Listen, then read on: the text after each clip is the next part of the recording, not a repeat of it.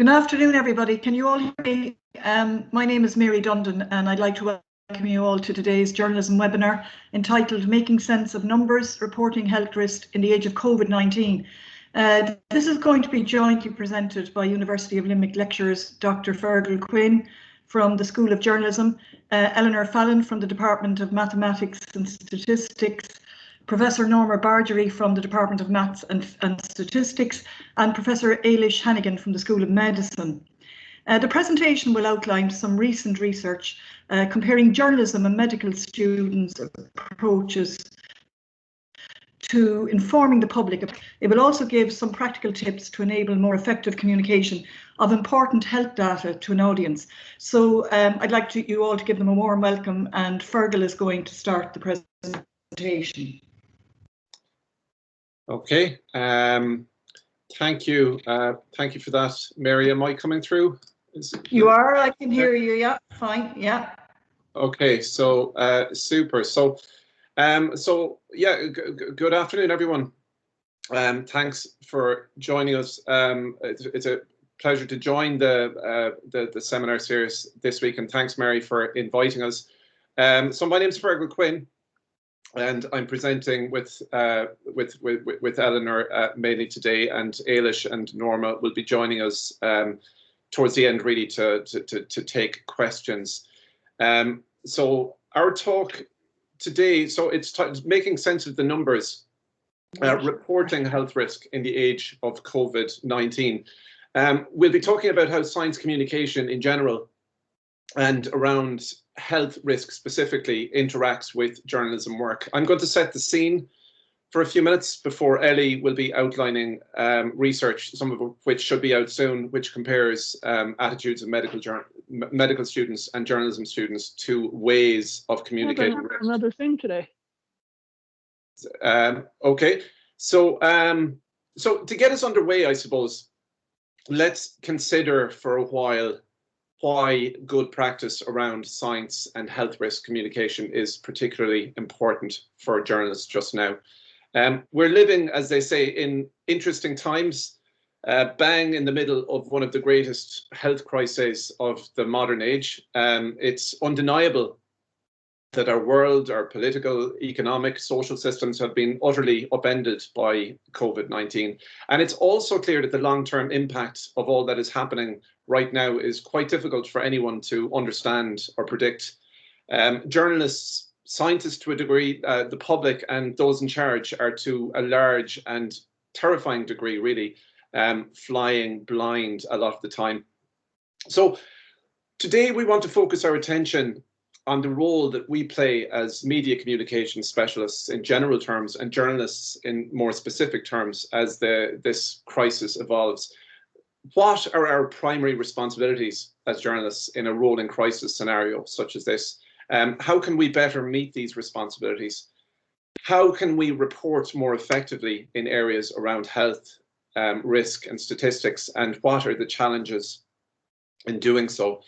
So hopefully this talk is a chance to actually pause and think about some of this for a moment, because in the rush from crisis to crisis and unprecedented moment in the last 12 months, there's rarely been a chance to actually do too much of this. And it's quite tough stuff to think about, isn't it? Like in the last 12 months, amid this bewildering number of deaths and people falling ill, we've given up on a rolling and almost indefinite basis some of our fundamental, our most fundamental freedoms, you know, that of free movement, of physical interaction with our nearest and dearest, of public gatherings, among many others. These are precious freedoms that since time immemorial people have fought to establish and to preserve. So why have we voluntarily ceded these fundamental rights? I suppose quite simply we have done so on the basis of risk reduction. Risk of illness, risk of spreading illness, risk of high numbers of deaths, which will result from too much moving around or physically interacting or conducting certain types of business. We're weighing the values of almost everything we do just now in a very fundamentalist way on the basis of how much risk it entails versus the benefit it accrues. And this risk is being mediated to us all the time You being able to go to a restaurant or a theatre is deemed too dangerous, you know. Again, some of these headlines might be coming that particularly striking Irish Times front page from last year. Going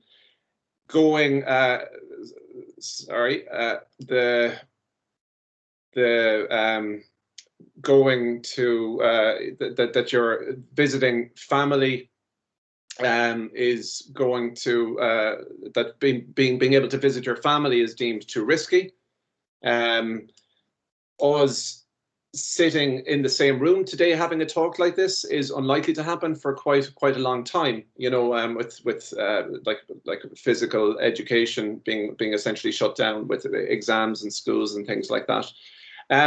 Scientists and experts have made this case that it is so with little or no plausible counter-suggestion, and to varying degrees of speed or thoroughness. Politicians have followed this advice. Now, these measures are historically unprecedented in terms of their invasiveness and scale, and they're being adhered to voluntarily for the most part.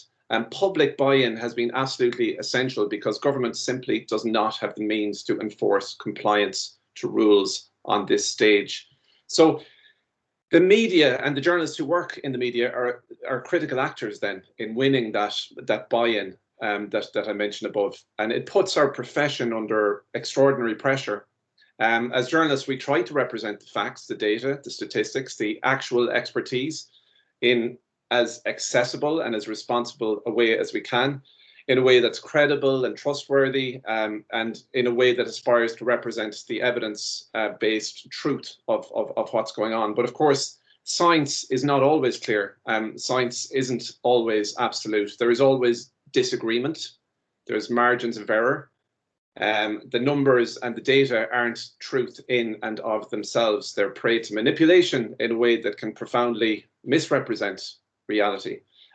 We believe what we want to believe sometimes, and lots of nefarious or selfish interests will provide us with alternative facts to convince ourselves sometimes that we should and must go back to our normal lives.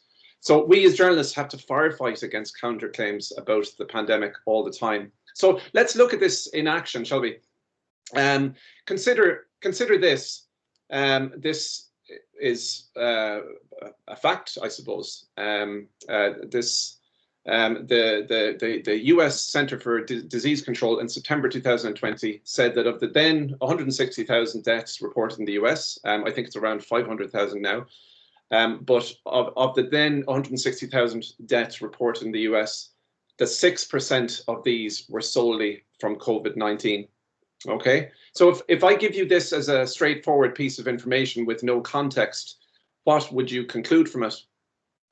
So the source is good. It's from the Center for Disease Control in the US. That's it's confirmed that a sentence broadly saying this is on an official release by the agency. So what does it lead you to deduce? Clearly that the risk of death from coronavirus is low. You know, it's telling you that when they say 60 people have died from COVID on the RT News tonight, the real number is 3 to 4.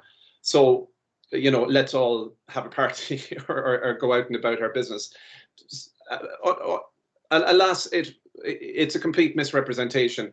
And this report, I suppose, tackled that misrepresentation at the time.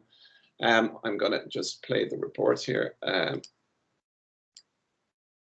It's the wrong one. Okay, so let's just have a watch this one quickly. Feed. Some saying the confusion. New data is leading to confusion about just how deadly COVID really is. You might have seen it on your social media feed. Some saying the thousands of COVID-19 deaths, only 6% were actually from the virus itself. Local experts tell us that figure came from a misinterpretation of a CDC report that's now spread across the internet.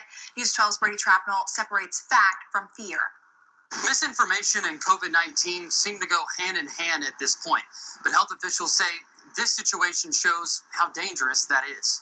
It all started with this data from the CDC, and this line started a mess. Viral Facebook posts claiming only 6% of COVID deaths actually died from COVID, and thousands of tweets Even the president retweeted it, but his post was blocked by Twitter as misinformation. So this is a blatant misinterpretation of this data.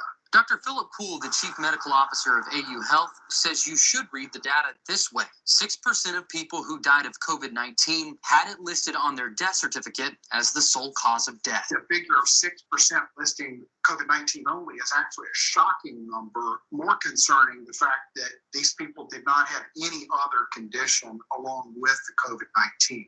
Dr. Poole says even if a completely healthy person dies of COVID, there's typically 3 or 4 other conditions listed. People can develop renal failure. So we would expect to see renal failure listed as a diagnosis that contributed to the death.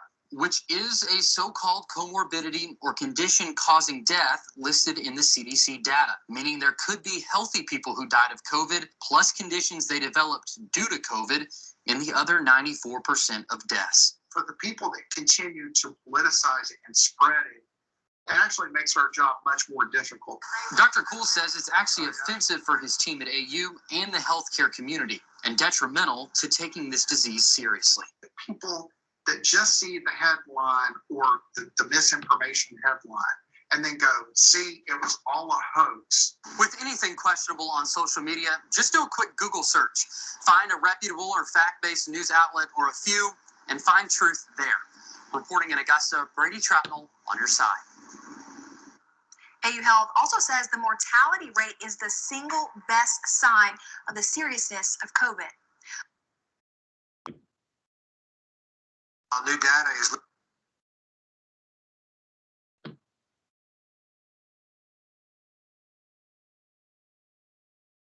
Okay, so the example I just showed you there is an example of a good news story, perhaps. The media doing their job, I suppose, to some degree, debunking this kind of egregiously misleading representation of the risk of death from COVID and a kind of a misuse of a statistic that's given. But of course, we know that this doesn't always happen.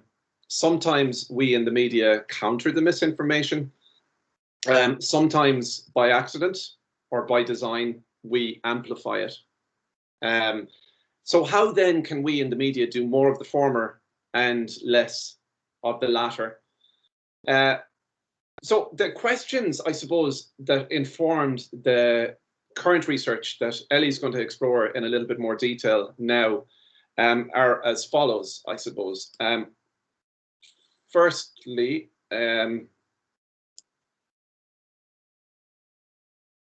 how do journalists, how do we perceive risk as journalists? Secondly, what value do we put on different ways that risk is explained, and how do we incorporate this, these values into our news stories? And thirdly, can a better understanding of this inform how we are trained as journalists and how we fundamentally understand our roles as journalists? Okay, so I'm going to hand over to Ellie, who's going to go through some of the ongoing research that we're doing. Okay, Ellie, can you? Yeah. I'll just stop sharing my screen there. Perfect, thanks, Fergal. Okay. I'll just share here now, 1 second there.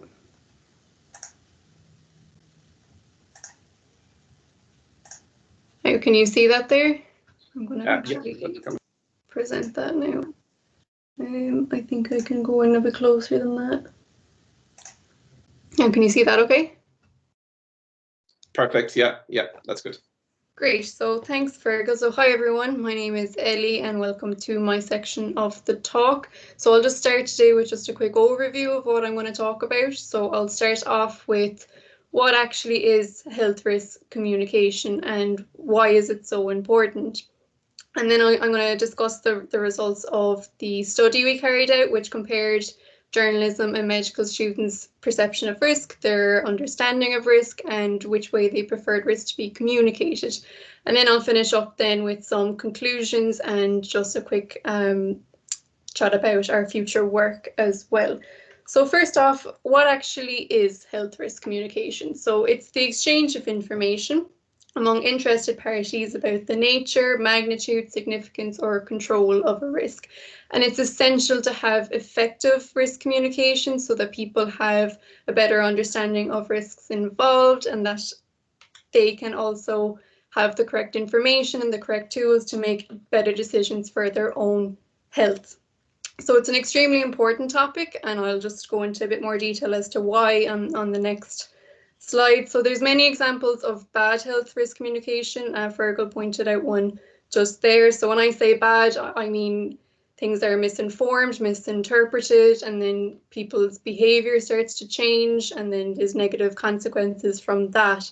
So I'll show just an example of that now. So back in 1995, the UK Committee on Safety of Medicines, they reported that a new oral contraceptive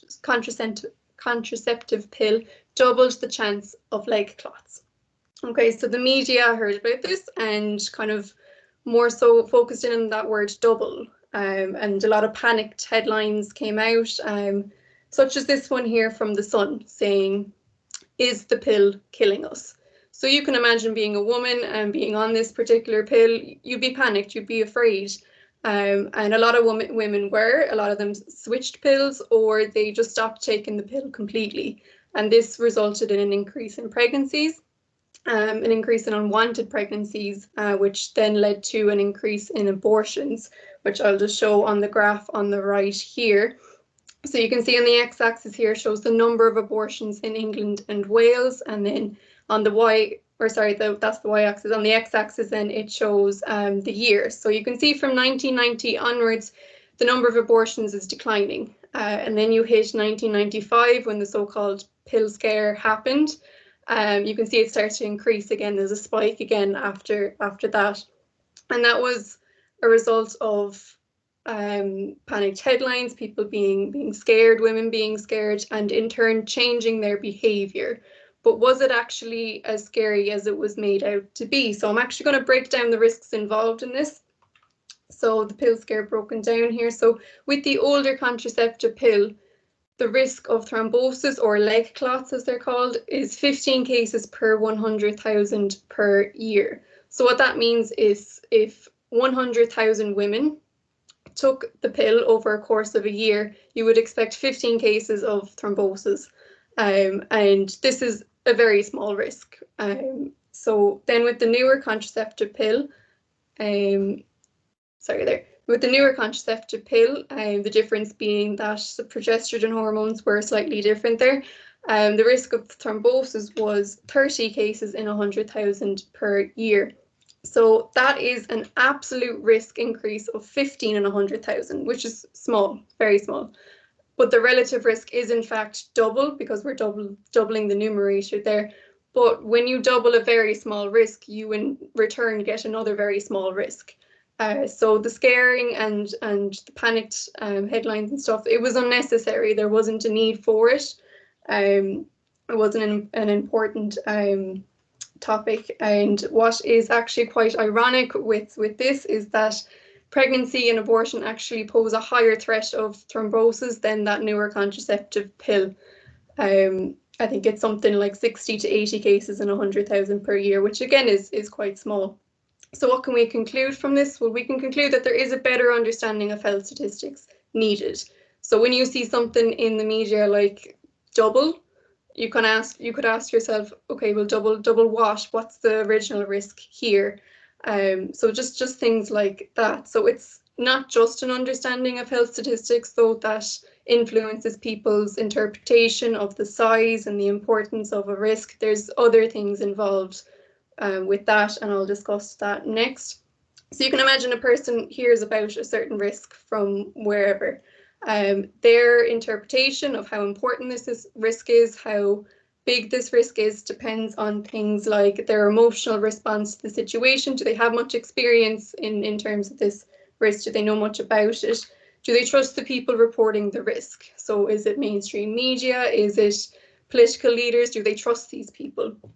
Their understanding of risk, what their friends and family think, what is their own perception of the risk, and how familiar actually are they with the problem. So you can look at these aspects here, and as a researcher, you can kind of ask yourself, okay, well, what sections can I actually study here? What can I look into further? So we can have a think about that ourselves here, and what you can look into further and study further would be, okay, people's perceptions of risk, their understanding of risk.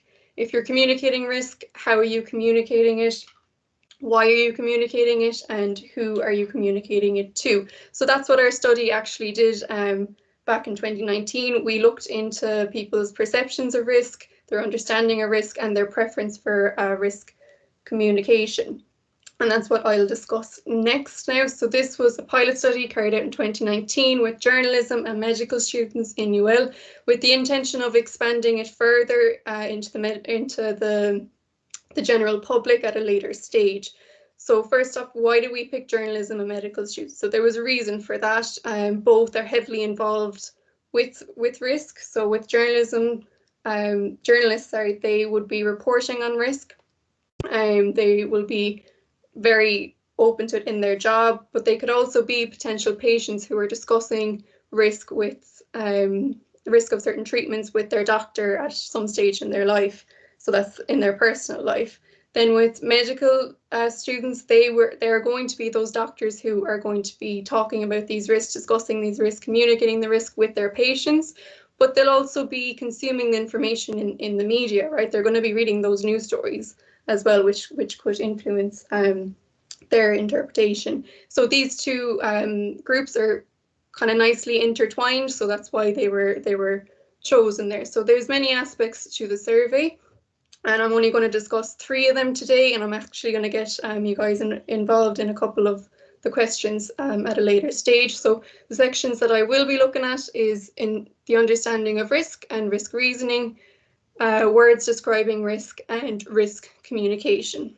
Okay, so first off, understanding of risk. So we asked them, if the risk of person A getting a disease is 1 in 100 in 10 years and the risk for person B is double that of A, what is person B's risk of getting the disease? So what we're going to do there is you double 1 in 100, that gives you 2 in 100, so that's 2%. So the answer there is 2%. So this is the results that the journalism group gave. So on the y-axis there shows the percentage of the journalism group that gave that chose each answer, and the x-axis shows the answers that they could choose from. So they're given 5 answers and they could pick what they thought that was the correct one. And then the numbers on the top there are the number of students who actually chose each of those answers, and the correct answer there being 2%. So what's interesting here is the majority of journalism students did answer correctly, approximately 65% answered correctly, but at the same time there were a few who were a bit unsure about it. And the reason for this is it's because it's a tricky question, right? So if you aren't used to using natural frequencies, if you're not used to doubling them, it gets confusing, particularly if you don't have much training in it. And you would expect a similar kind of pattern in the general public as well. So you could kind of conclude from that there is a need for training in risk, just to expand on that risk knowledge, get people more comfortable with numbers and dealing with numbers. So the next section now is words describing risk, and I'm actually going to get you guys involved here in a second. So I'll just explain the question first, and then I'm going to do a quick poll, which I'll explain in a second. So with words describing risk, we gave them different words and asked them to pick a number between 0 and 10 that they thought the word represented. So for example, we said, okay, there's a chance of an event occurring. So when you hear the word a chance, what do you think, or what number do you associate with that? With 0 being the event definitely won't occur, and 10 being that the event definitely will occur.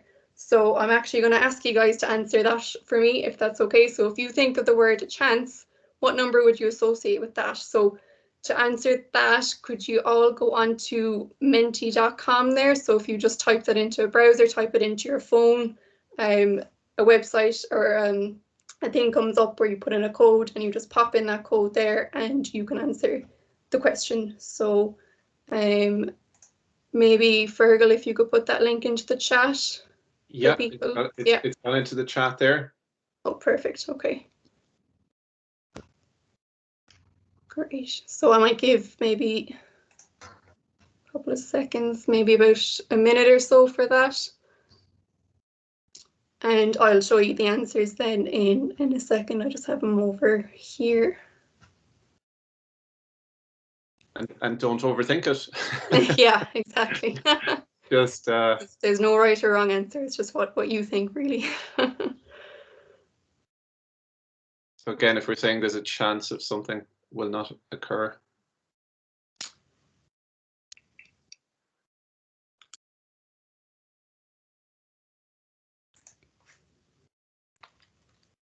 Okay, still a couple of answers popping in.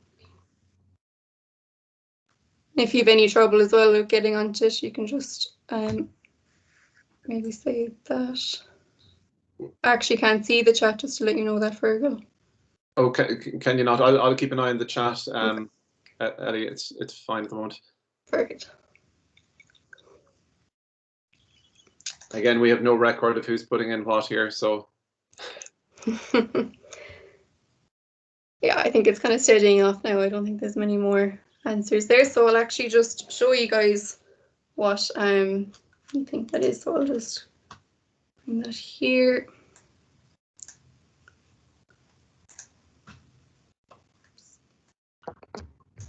Okay, can you see that, Fergal? Yes. Yeah, that's good. Yeah, so what's quite interesting here, so the word a chance, it's quite varied, isn't it? So some people are saying, okay, a lot of people are kind of saying the number 5 there, but you also have people saying lower numbers and the kind of higher numbers as well. So it's different, right? There's a lot of variation there. Someone just popped in a 10 there as well. So yeah, that's quite interesting. It's quite a thing that you should kind of realize when you use numbers like that. Not everyone is going to interpret it the same way. And I think that's kind of enough of that. So I'll show you the results of the study, what people in the study said. Next. Sorry there, I might have to just go back to the bit I was on. There. Make that full screen.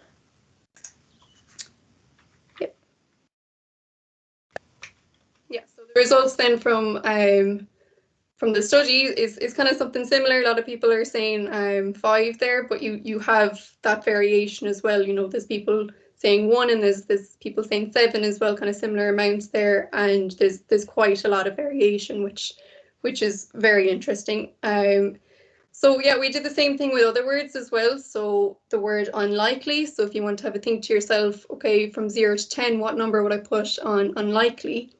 And this is the results that the participants in the study gave. So you can kind of see in general, people are kind of viewing that lower numbers between 1 and 3 or so, a lot kind of choosing 2 as well. But again, there's variation there, isn't it? People are kind of choosing those higher numbers as well. So again, just to point out, these using words to describe risk probably isn't the best way because people kind of interpret them differently, right? And then the next bit then is just the next word we used then was probably. So again, have a think to yourself, you hear the word probably, what number would you put on that? And this are the results from the study here. So what's actually quite interesting here is there's kind of a variation there. So the bars that are light blue are journalism students' answers, and the bars that are dark blue are the medical students' answers. So you can kind of see there's a bit of a shift there. So the medical students are kind of picking the higher numbers between kind of 7 and 9, and journalism students are kind of picking lower numbers there a little bit, and there is a lot of variation there as well. So you can imagine if there's kind of differences across these two groups, so these are two groups that are in college, you can imagine the differences in the variation in the general public. There'd be a lot of variation. So it probably isn't best to use words to describe risk. You'd probably want to be putting numbers on that as well, just to get your point across there.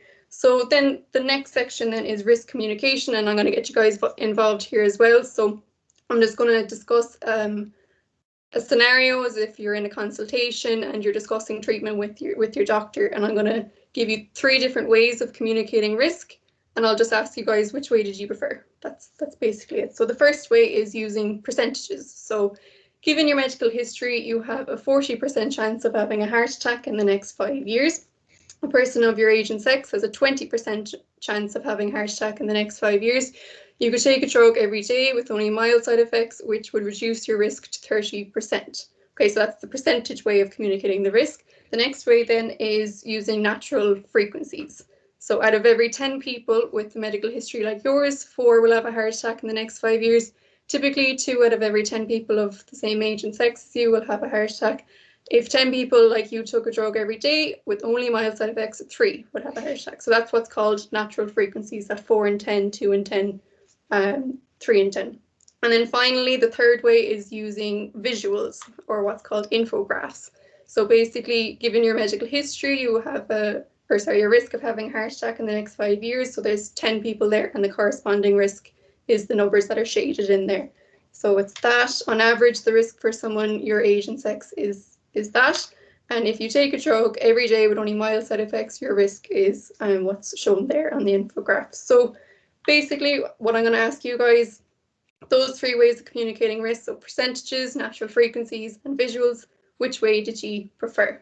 And again, if you go on to Menti there, if you're still on it, actually, you should be able to see it now. Just 1 second. I'm going to have to pull this guy over here. And I think I have to go on to the next one. Yeah, so that should pop up for people. Maybe pop in the chat. Oh, yeah, that's coming up. I'm seeing some answers there. So again, which way did you prefer? Percentages, natural frequency, or visuals? And I'll give you maybe a minute or so to answer that, or when I see it steady off a little bit.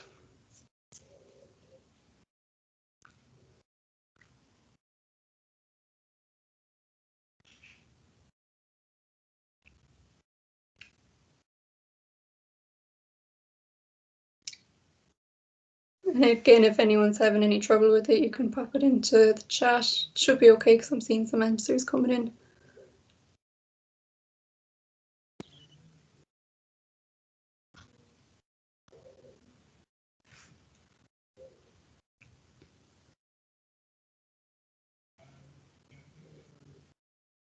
Okay, that's kind of steadying off now. I'm not really seeing any more coming in there, so I can show you the results of that now.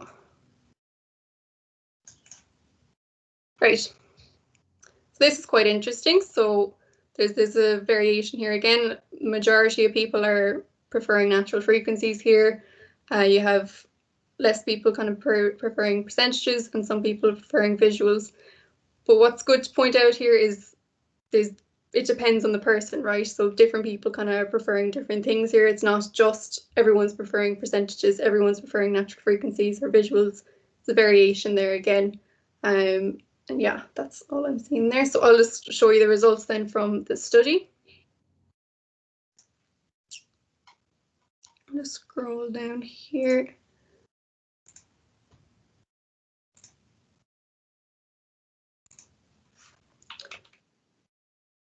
Yeah, we asked them the same thing. So 3 ways of communicating risk, which way did you prefer? So this is the results then shown on the right. So the x-axis there shows the percentage of each group. The y-axis shows the preferences, so the percentages, natural frequency, or visuals. So what's interesting here is the majority of both groups kind of do prefer visuals, but you do have a similar proportion of journalism students preferring the percentages, and there is a higher percentage of journalism students that prefer percentages to medical students. That's interesting. A little bit different to what we saw with you guys. You kind of picked natural frequencies as your preference. The majority picked that. But yeah, so as well as that, we also asked why did they choose that. So this was an open text answer. They could put anything in it, we got some very interesting responses. So this person preferred visuals because it conveys the information quickly and succinctly. So basically it's clear for them. Natural frequencies. So this person said, when I hear of 10 people, I think of close friends and family. Percentages, then I'm accustomed to hearing percentages presented in this way. So what can we conclude here? Well, we can conclude with risk and communicating risk, there isn't a one size that fits all, right? You can't, as I said, you can't say, okay, visual is the best way to communicate risk, because that's not going to suit everybody. Not everybody prefers that. It doesn't go into their head as well. So that's where you ask yourself things like, okay, well, who am I communicating this risk to, and why am I communicating the risk? And that kind of give you an inclination of which way to go with it. Okay, so that's kind of it really there. So just with some conclusions on that, is that there is a need for training in risk, just to get people more comfortable with risk, to expand on that risk knowledge. And people have different perceptions of risk, and the size and the importance differs from person to person and their experiences and many other different factors. Words like unlikely, a chance, and probably have different meanings to different people. So again, be careful with that. Always try to put a number with it if you can. And preference for risk communication is unique. As I said, there isn't a one size that fits all there. And that's where you ask yourself things like, why are you communicating the risk and who are you communicating the risk to? And then just to finish up, just what we're going to be up to after this with some future work. So we're going to release that same survey out to the general public via RT Brainstorm pretty soon. Then we'll analyse and release those results back to them. And we're going to use the results from the pilot study and the public study to design some sort of intervention. So potentially maybe some sort of workshop in risk with certain groups. And if you've any idea of what way you want, like what way you'd want that to be done, we're open to hearing that. So that's it from me really. So I'm going to pass you back to Fergal and I'll stop sharing the screen now.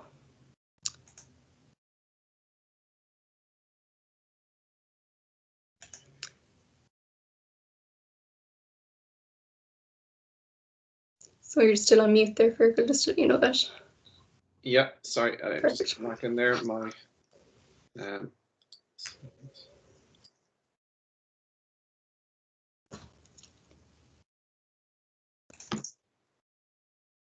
okay, so my screen is being shared there again, I think, Eddie. So right, just to so I suppose up to now we've hopefully established the link that the link between health risk communication and journalism work is important. Okay, and you can see how this might be particularly so in the middle of what we're dealing with at the moment. So the data Ellie has shown again the need for training and the perceptions and preferences in terms of risk communication between different types of disciplines. So the research is ongoing, it's exploratory, it's definitely not our place here to blithely claim to do X and Y and Z will result. But given the audience here, you guys are going out into a work environment in a few months' time, contributing to the news discourse around COVID-19. I'm going to just try and suggest a few pointers and thinking points in terms of developing and improving your use of health risk information or describing scientific research in your stories. And the first of those, again, you know, these are starting points and they're not necessarily easy ones to fulfill, but I suppose that the first one is that do not use stats until you're sure you understand them. Be confident that if you're struggling with figures and the relationship with one another, the public will also. A confused public is one that is open to counter information, which is often false and misleading. Remember, the simplest explanation sometimes is the one that sticks rather than the right information. So you've a better okay,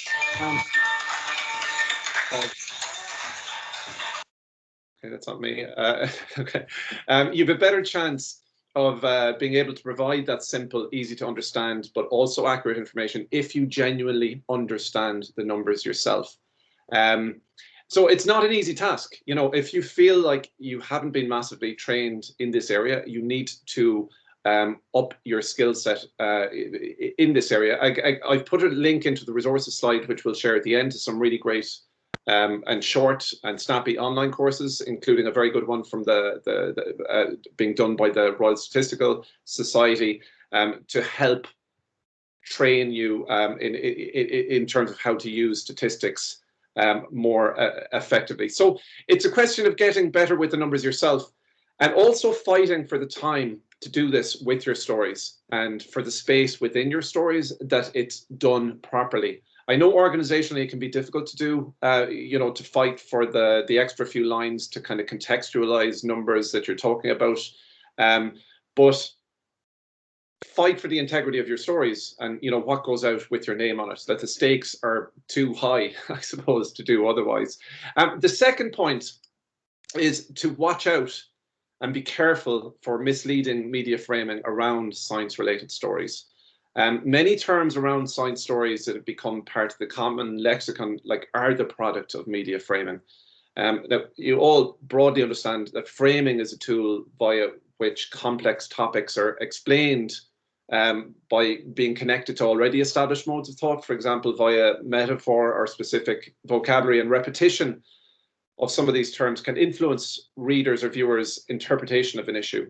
Like just an example, say the issue around gun laws in the US, for example, tends to come under the term gun control. You know, this can be a kind of frame which suggests control, i.e. a loss of freedom, whereas gun safety might be interpreted quite differently, you know, and can be connected more easily to the broader concept of avoiding gun accidents or mass shootings, you know, which might be easier to get people behind. You'd have seen similar battles over language and framing around the Repeal the Eighth campaign a few years ago. You know, positions are established via mediated language, you know. Again, to be pro-life was to be established as meaning to be for the protection of life. And who can argue with pro-life as a concept? But does that mean that being against abortion is to be anti-life, you know? So watch for similar terminology and frames evolving around COVID-related stories, and try to contextualize these frames correctly and counteract them if they're misleading. Again, you're going to see loads of attempts in this regard over the next couple of weeks to reopen the economy more quickly. You know, we have to reopen to save the economy, that teachers are being selfish by being wary of working without being vaccinated, or indeed that students, and again, this is topical today, that students are the cause of COVID spikes as opposed to unregulated foreign travel or a weak vaccination program. So keep an eye out for those frames and watch you're not feeding into them, you know, because they're often quite misleading. And another one study doesn't equal the science on a topic. Everyone gets excited when a study emerges that seems to give us the answer that we want to hear. Eating chocolate is healthy.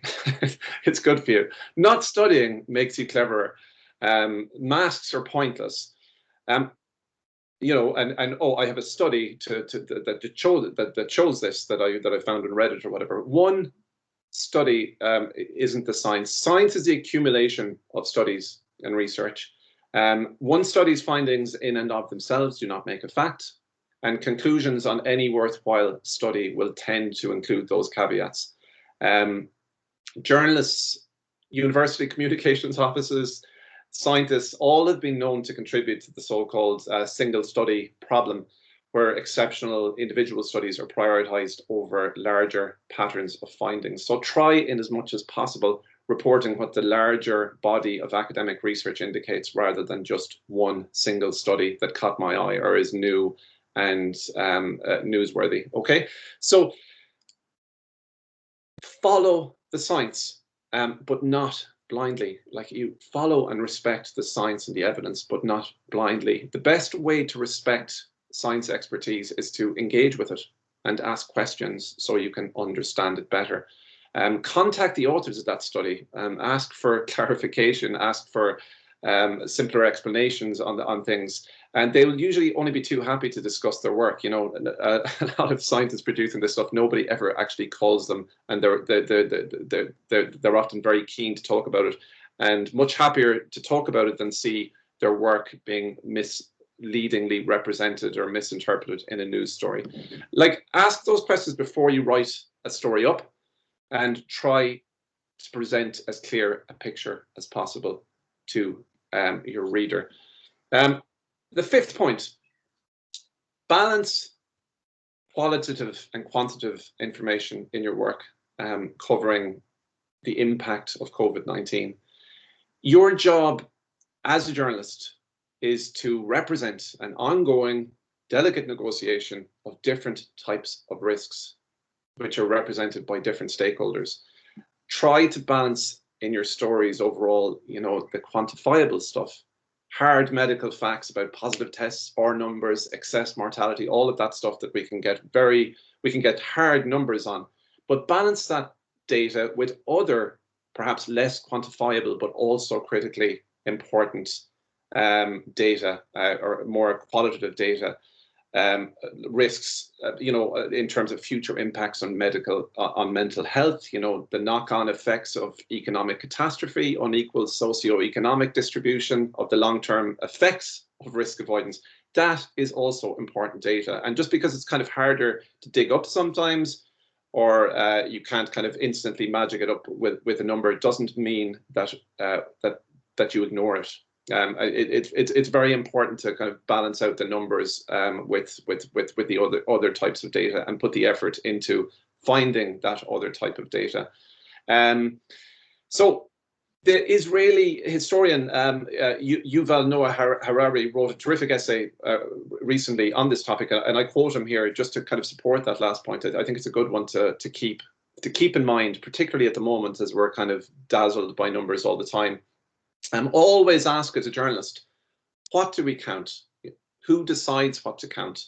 And how do we evaluate the numbers against one another? Okay, so it's fine having the numbers, but you have to interrogate and ask questions about the numbers and apply your kind of journalistic and nous and instincts and your human instincts to those also. So science doesn't replace politics. It's a political task to balance medical, economic, social considerations and come up with comprehensive policies.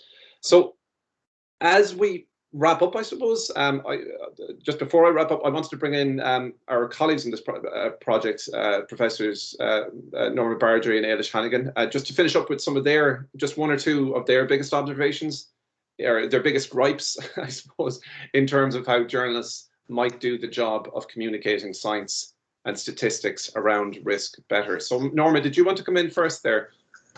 Sure. Hi, everyone. I just have 2 points, actually, not gripes at all.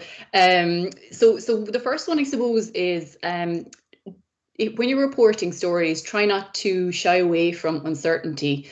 And that's, I think, one of the things that we've lost almost in the COVID-19 pandemic. And this is not just on journalists, it's on scientists too, where you will see different scientists in the news explaining to us exactly what will happen for a definite with COVID-19, a completely new disease.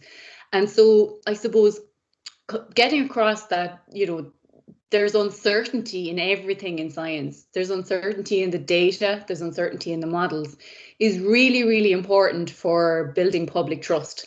Because what's happening at the moment is when scientists come out and say something is going to happen for definite, and lo and behold, it doesn't happen, public trust is eroded every time that happens, which has huge implications down the line, I suppose, for people following guidelines, etc.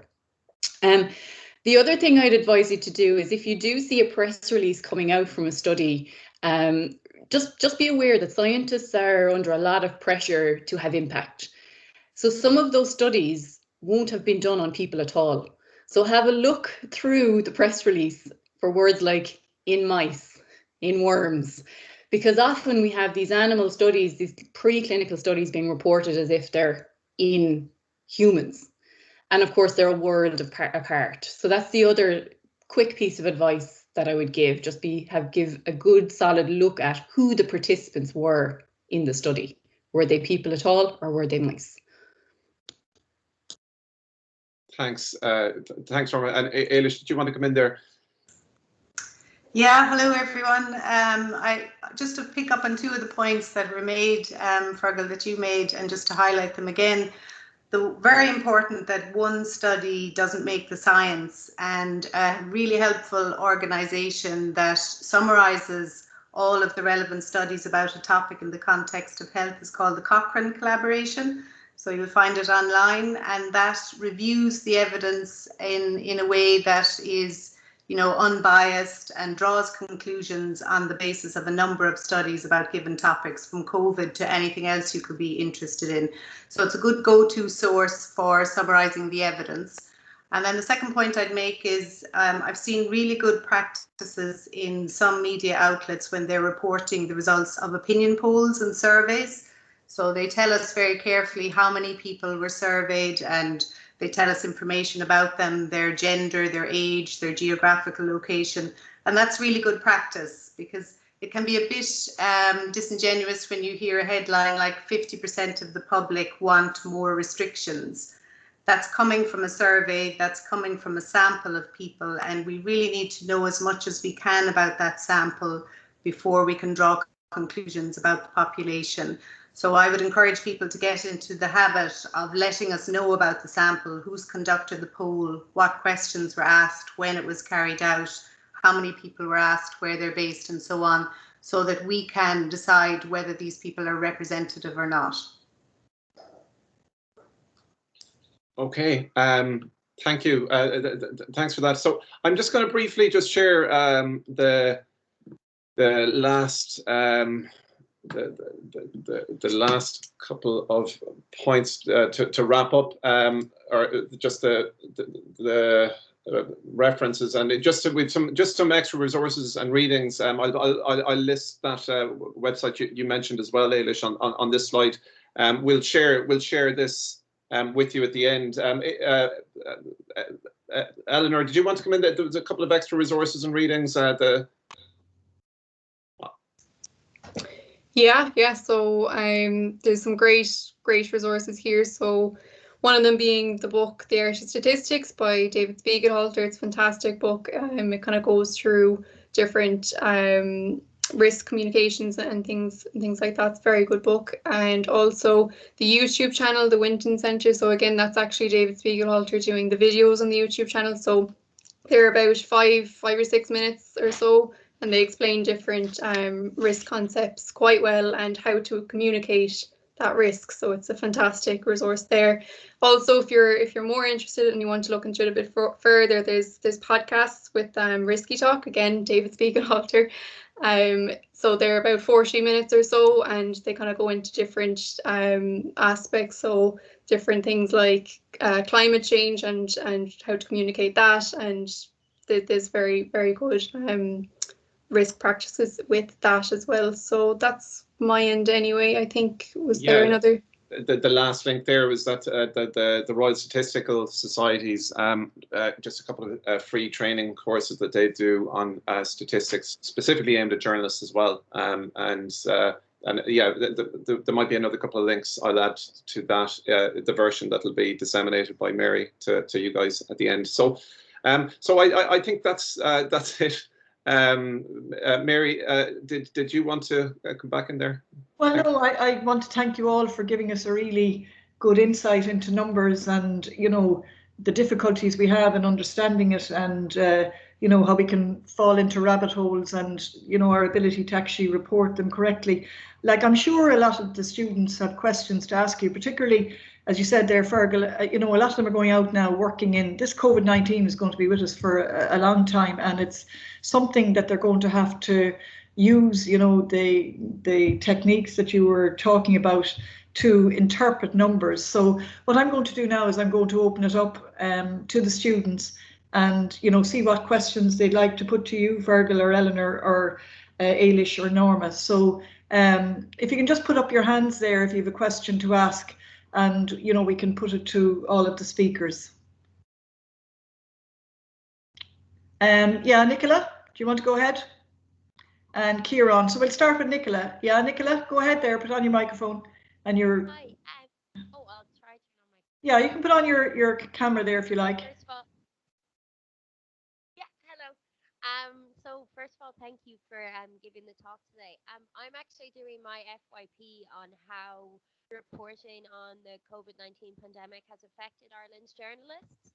And I just found I've actually done all my interviews, but I just thought it was a really interesting kind of point that was made by a few of the journalists that I did interview, especially national journalists. They said that they thought there was this is kind of more geared towards Fergal because it's more a journalistic question, but they said that there was an element of political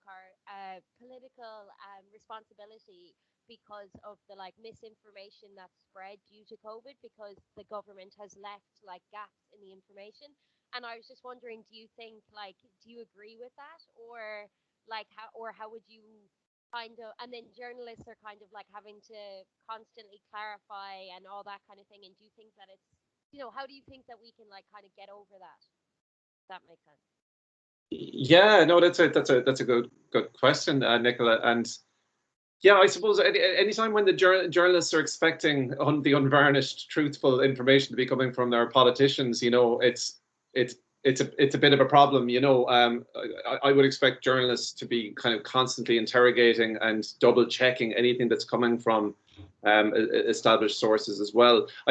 But the pressure is. Like the pressures are just so enormous, you know, in newsrooms, and I think a lot of the problems that we're talking about relate to kind of time and organizational pressures, where it's just get that story out, get it quickly, and move on to the next one. So I suppose in general, yeah, the answer is that not like. A lot of what we're talking about here is not taking science at face value either. That you question it. That doesn't mean to be a science skeptic. Like to question and to critically engage with something doesn't mean you're a conspiracy theorist. It's just to engage healthily with the sources of information and to find the sources of them. Particularly if they're politicians, I would say. Very good, Fergal. We'll all have a skeptic we'll be healthy skepticism towards politicians.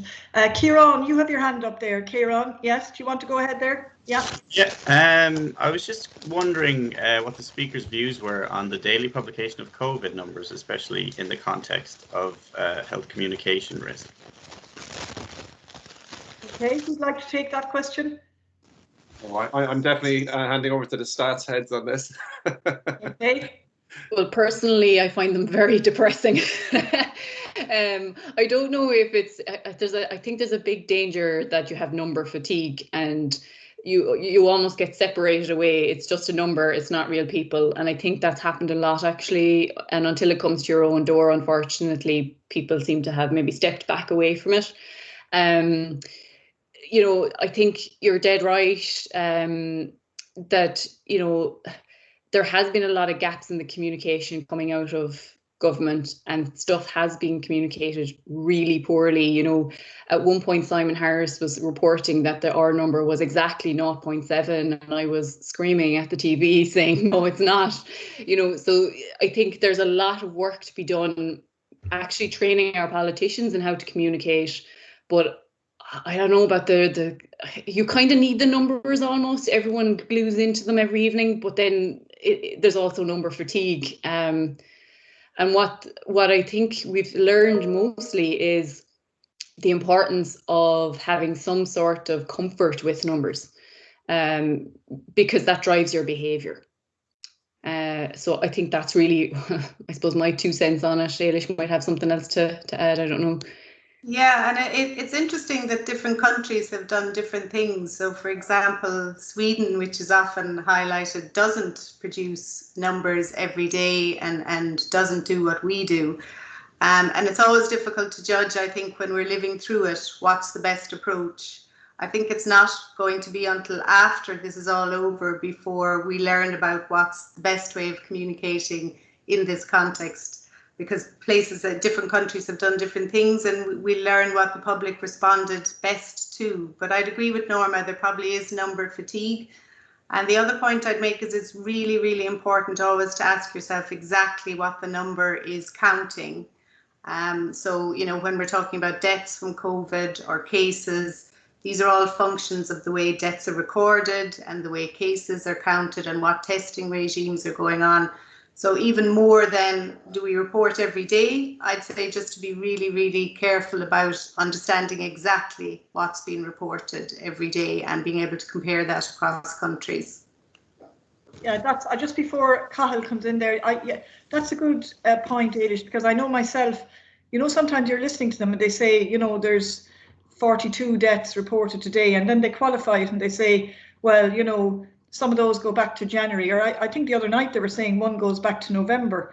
And that kind of confuses people really, because when they say these are the daily numbers, they don't explain why they're not of that day. Do you know what I'm saying? Yeah, exactly. And I mean, in Ireland, the legal requirement is you have to notify a death within 3 months. So a death certificate could be given at any time within 3 months. And that would be particularly, you know, if somebody died at home, perhaps, or, you know, that mightn't be reported straight away. and you have under the law up to 3 months to report a death. So that's why there can be a bit of a time lag. And what they've done in the UK, and actually they've changed it a few times, which makes it even more challenging, is a death from COVID is a death within 28 days of a laboratory confirmed positive COVID result. So you have to have died within 28 days of having a positive test to count as a COVID death. But we've seen all sorts of different definitions used across the world of what a COVID death is, and that makes the job even harder, I think, to compare across countries. So it goes back to the point of always being sure about exactly what the definition of a case is, what the definition of a death is, and if there's any differences across countries, what implications that will have for the numbers. Yeah, interesting. Cathal, you have a question there. Do you want to come in? Yeah, no, I suppose it's more directed journalistic side, but is there any like specific journalists that in your opinion, you think do health risk communication quite well or deal with numbers like COVID well that we could be possibly looking at? Oh God, that's kind of putting me on the spot here. God, all I'm thinking is ones that I kind of think feel do it poorly, but I don't want to name names. Well, that too. Norma, Ailish, did you want to? Because I suppose as you're the numerical experts. I mean, a lot of the time, my issue when I look at journalism, relating to COVID, is where it's numbers with no context, and it's wheels of numbers or NFIT figures, and that's the news, whereas it's the more qualitative stuff that sometimes I'm more interested in, like the effects of these numbers and what's happening societally and how it's affecting different cohorts of people and things like that. So that my issue in general is kind of just lazy reporting that just throws out a bit of data and does none of the hard yards in terms of context. And obviously journalists have been a bit locked away too the last 12 months as well. It's been difficult for them to get out and really see the people behind the numbers. And this, like, while also using the numbers, don't get me wrong, you're using the numbers, but you're seeing what's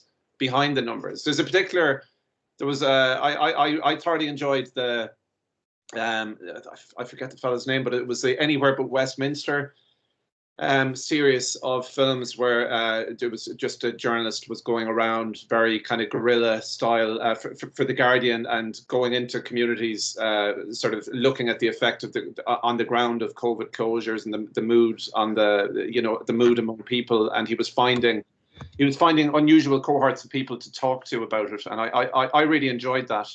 And it was supported by numbers, and his work was supported by data and things like that. But he really went out and about and looked at effects on people with disabilities, elderly people, people trying to help, like homeless shelters and things like that. So Anywhere But Westminster was one that stood out as a good example for me. But perhaps it was less just number heavy and more kind of human centered in a good way, while being supported by the numbers. That's a very long-winded answer, Cathal. Sorry. Ailish, Norma, did you want to come in, or Eleanor? Is there any journalist or journalist work that you feel does a good job? Yeah, naturally. Sorry, Norma, do you want to? No, Ailish, work with.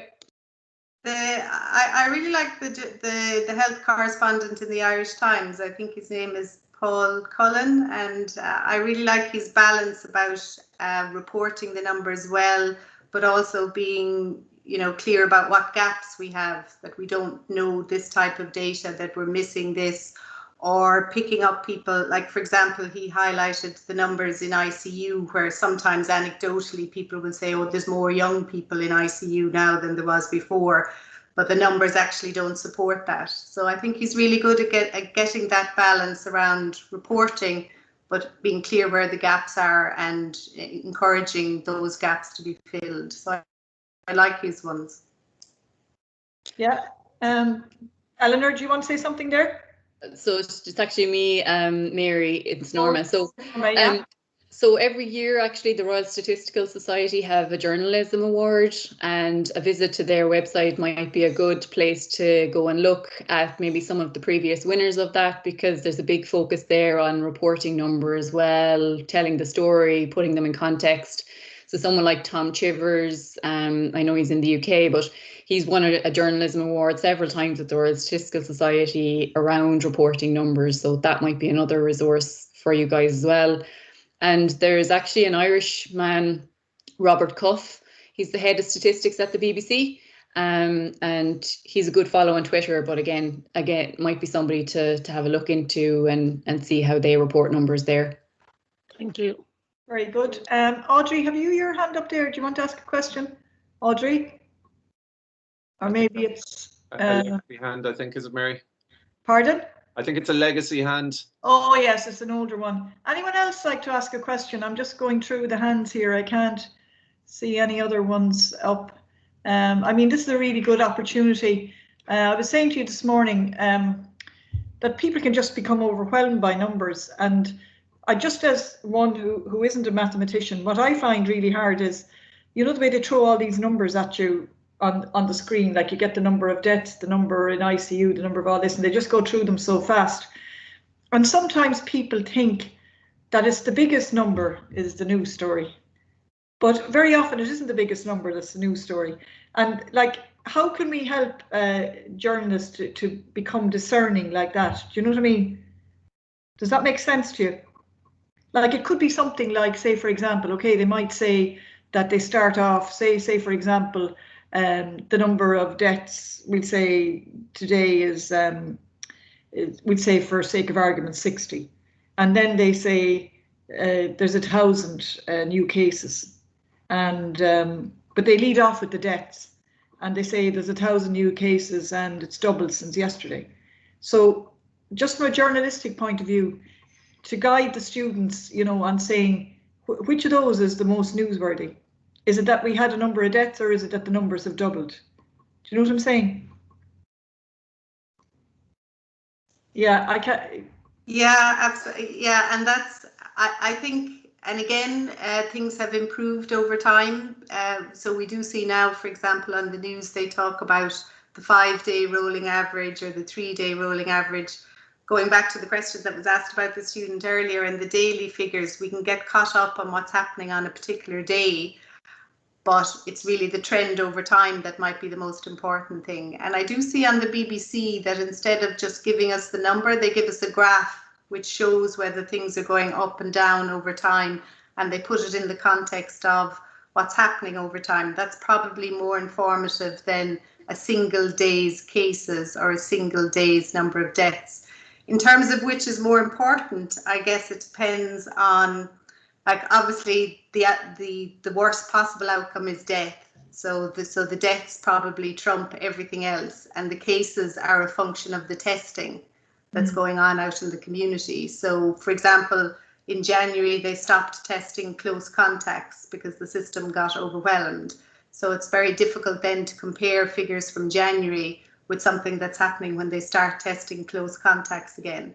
So it goes back to asking the question of what exactly are you measuring, how is it being measured, what are the trends over time, and not getting too caught up on one day because you get disappointed or upset then the next day if it's worse, and thinking about these rolling averages where they add 4 or 5 days together and get the average over time, which is probably a better picture of what's happening. Okay, thanks, Ailish. Kieran, you have your hand up again. Do you want to ask a question?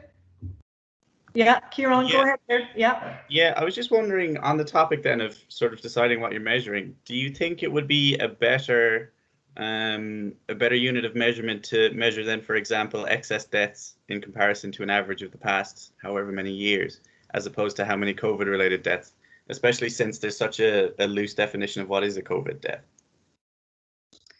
Okay. Yeah, and that's something that they've done in the UK, actually. Excess deaths is probably the best measure of impact of COVID.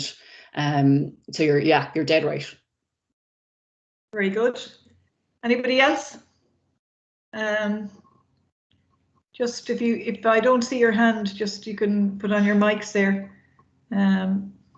Yeah, of course, it's a real battleground. You know, it was like what I mentioned before in terms of the words and the terminology and the definitions. That's a real battleground with statistics. That term "juking the stats," how you kind of change the stats between areas and things like that. It can be manipulated quite a lot, you know. So I suppose like paying attention to how that information is being presented, and particularly how it's being presented by the government, is really, really important.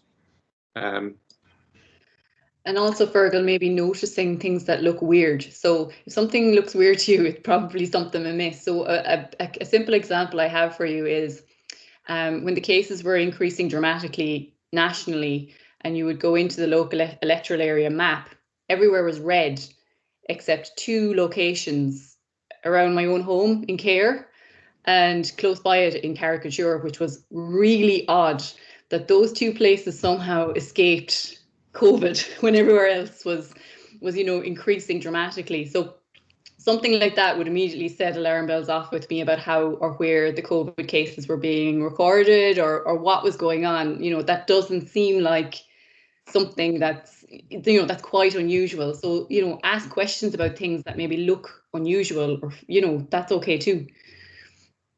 Very good. Ciara, you have another question there. Ciara Mannion, do you want to put on your video and mic? Yeah, can you hear me? We can hear you, yeah. Do you want to put on your video? Yeah. Yeah, my question was, do you think the media and politicians are responsible for the manipulation or the discrediting of certain statistics and data? Do you think they play that role? Oh, yeah, just to come in quickly and let the lads would probably follow up. I think absolutely. I mean, you saw like there was huge attacks on scientists, you know, in the early part of the pandemic in Britain. What was his name? Ferguson was one of their big stats guys, and he was kind of the equivalent of Tony Holan here for a while, driving some of the response to it. And he came under huge personal pressure because I guess he was advocating for lockdown on the basis of the numbers and the stats, and the pushback against him was enormous and quite catastrophic, actually. It kind of he really got a right doing in the tabloids and things like that. So yeah, there are so many agendas in play here. There's huge amounts of money in play, and you saw at Christmas the pressure that and the framing within the media that Christmas had to be saved in terms of shopping. You know, that was a very much a commercial imperative that drove the reopening of Christmas, and we saw the result of that. And we'll see a similar pressure on statistics and data over the next couple of weeks, I imagine, you know, attempts to reinterpret them or put them in a different context to support this desire to get business going again and things like that. So yeah, always look out for, like, you know, whose agenda, like what group is calling for something, and what's their possible agenda going to be. You know, if it's IBEC, if it's a guy from IBEC on the news, yeah, he's going to be pushing for business interests. So you know, if there's an agenda behind what they're calling for, really question it. And obviously the media giving disproportionate airtime to particular agendas can be really, really highly problematic, you know. So that's my tuppence worth anyway. Right. Anyone else like to answer that? Yeah, so maybe I'll come in there. You're right, Fergal. I suppose there can be a bit of manipulation. I think there's responsibility on all sides, actually, science, government, and journalism. And really what we need is a lot more of a symbiotic relationship between scientists and journalists. So, like, what I'd love to see us doing is have a lot more interaction with journalists, you know, that we can both learn from each other's perspectives, I suppose, and make sure that we get the best possible information out there as accurately as possible. So that would be my opinion on it anyway. I would say that, you know, everyone's responsible. Yeah, very good. Anybody else like to come in on that? Yeah, I definitely endorse that, and that's kind of what motivated this project in the first place, to be honest, because it brings maths and statistics, with medicine, with journalism together, and we learn about the different language that's used in different disciplines, the different misunderstandings that can happen just because of language and because of conventions within a discipline. I think it just highlights the importance, as Norma's saying, of working together and understanding where people are coming from. And it's another interesting point, you know, like numbers-oriented people tend not to be drawn to journalism. You know, it's not a requirement for a journalism course that you have an A1 in honours maths or whatever. And a lot of us fled numbers into journalism, myself included. I'm not really a numbers guy at all. And so it's kind of ironic that this probably, you know, one of the biggest stories we'll ever face is very kind of numbers driven. So it's really putting us under pressure as a profession and as an industry to maybe tackle our weak point there, or what appears to be a bit of a weak point, you know. And sometimes it's a confidence thing with numbers as well, as opposed to actually not being able for numbers, as just not having the confidence with numbers in some instances. But I think that's I might just jump in there as well, Fergal. So like what I would say is we can be really bad at communicating things as well, you know, from this side of the house. You know, we might be comfortable with the numbers, but we're terrible at communicating. So we learn a huge amount from working with you. You know, myself and Ailish would be very logical, numeric, and Ellie as well, obviously. And we've learned a huge amount from you about the way we can express ourselves or you know, communicate things that we would never think of. So, you know, it's both sides. We're not great at communicating. You're brilliant. Maybe you're not so comfortable with numbers. We can support that. Very good. Cahill, I see you have another question there. Do you want to go ahead? Yeah, or is that's your hand up from before? Can I just ask you something maybe? Because when we're teaching news, I know they're all sick of me saying, but you know, if you've 10 numbers, say people can only take so many numbers at a time, so you don't throw 20 numbers at them. Is there any kind of advice that you can give us? Like I sort of say to the students, look, pick 3 numbers, but only give them one at a time. Like don't put 5 numbers in the sentence. Or, you know, I think, Ailish, maybe you were talking earlier on about the way some of the British channels handle numbers. You know, even that case they did where they went out and they spoke to people, like cases of people who had someone who died from COVID. Is there any way that we can present the news of the daily COVID numbers? Well, maybe this is for Fergal and all of you. Like, would it be better if instead of throwing 15 numbers at them, that they picked 3 numbers and said, we're going to deal with the top 3 numbers and we're going to kind of give you the human interest side of it? Like, would that work? You know what I'm saying? I think there's definitely an element of this that, like, certain types of presentation of numbers are more suited to certain types of media. Like broadcast media sometimes struggles with, like, you have to keep, you can put less numbers into a TV report than you can into sort of a print news report. Mm-hmm. The benefit of kind of online broadcast, kind of multimedia stuff, is you can kind of interact with the data, that if someone wants to go a bit deeper on the data, you can kind of lead them to that as well, and just, you know, give them a couple of the key numbers, but you know, give them a link to going deeper on the data as well, and let the audience do their work a little bit on that. But I definitely think that the type of media certainly affects how many numbers you can use in a particular report. I think that's very important. Like print is a lot better for being able to process larger, you know, like more complex amounts of number, I think, than radio, certainly. TV has the added benefit of being able to show graphs and things like that. But radio certainly struggles, I feel, in terms of numbers, and that's borne out by some of the research as well. I don't know if Eleanor, Ailish or Norma had anything to add to there.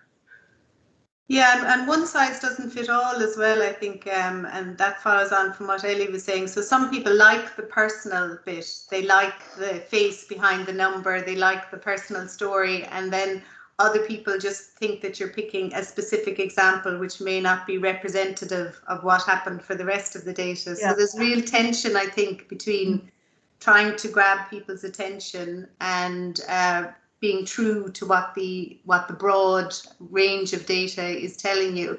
And I do feel for journalists with that, because you have to have the personal story, but then statisticians are going, is the personal story representative?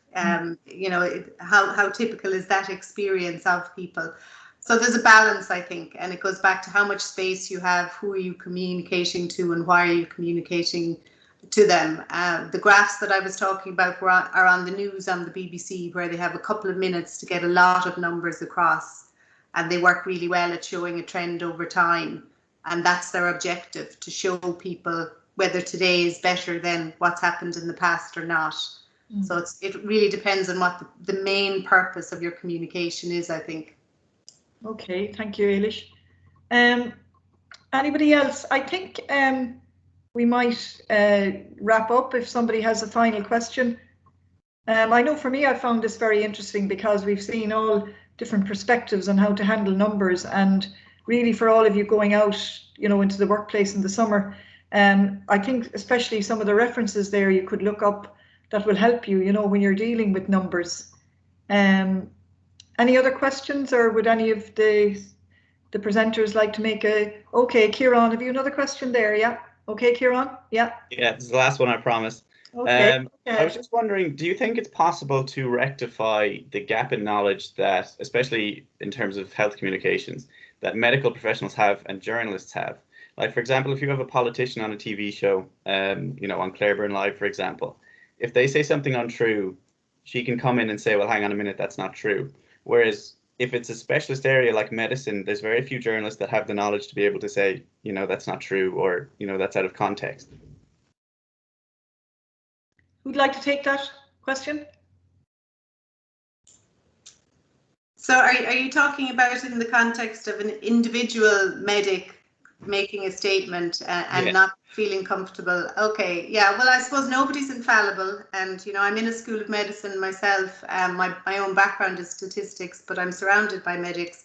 Nobody's infallible, and I think all of the things that you're likely being taught, I'm sure, as part of the journalism degree, to be prepared, to have looked at sources before you're talking to somebody. There's no reason why somebody from medicine wouldn't be challenged, I think, about medical research from somebody who's not coming from that background. It's about asking the right questions and being comfortable that they are giving you transparent answers. I think all of the resources that Fergal has here will be really helpful as well, in terms of asking the right questions and probing somebody. And then it becomes obvious when somebody isn't able to give you a clear, transparent, comprehensive response. And that's when you start to ask more questions, I guess. Very good. Would anyone else like to add to that? Okay, Ailish, thanks very much. I think we're going to maybe wrap up now here. I know I found this fascinating. As someone, I'm like Henry, I'm not a numbers person, because a lot of journalists tend not to come from that background, but certainly the advice you've given us has helped me and helped the students in, you know, how to deal with such a large quantity of numbers that are going to be coming at us, certainly for the next year or so when we're dealing with COVID. And so I'd like to thank Fergal and Ellie and Norma and Ailish for joining us, and I really enjoyed the collaboration with all the medical school, with journalism, with the School of Mathematics and Statistics. It really shows how we can all work well together and complement our work. So I'd look forward to maybe more collaborations like that in the future, and definitely keep us up to date on, you know, when your presentation is going on RTE, because I'd certainly, I know we'd all be interested in seeing that. And, you know, good luck with your further research. You've definitely, this pilot project has definitely shown there's a need for further research on the topic. So, Fergal, unless you'd like to say anything, would you, before we close? No, that's fine. Thanks for having us, and just looking forward to seeing how this evolves, and looking forward to contributing to narrowing that gap, and you know that the fear of numbers declines a bit, so we can do our jobs better, you know, and contribute better to the news discourse around COVID, like going forward. Because like you said, the next year, Mary, I'd say we'd be lucky. You know, I'd say it's just going to dominate the next. Yeah. I'm being optimistic. I know. I know. Well, yeah, you're right. Yeah, it's But no, thanks for having us today, and Very welcome. Yeah. Thanks, Ailish, Norma, and Eleanor for making the time today. I hope it was helpful to everyone. Okay. Thanks. Bye-bye. Thanks, everyone. Thank you. Yes. Thanks, everyone. You're very welcome. And I suppose before we close, I'm just going to do a little bit of housekeeping and just remind you all that you have to have this report in on Solace by 9 o'clock tonight. So, so thank you all very much. And just to remind you, there isn't a webinar next week. The next one will be after Easter, because I know you're all very busy with your FYPs and doing the TV project with Fergal. So I'll see you again back here in the week after Easter. So again, thank you all for a very informative and, you know, enlightening presentation. And I'm definitely going to try and improve my mathematical and statistical skills. I'm going to have a look at that. I like that book, The Art of Statistics, so I might start there. So thank you all again, and I'll see you after Easter. Okay, take care. Bye bye now. Thanks everyone. Bye bye. Thank you. Thanks, everyone. Bye.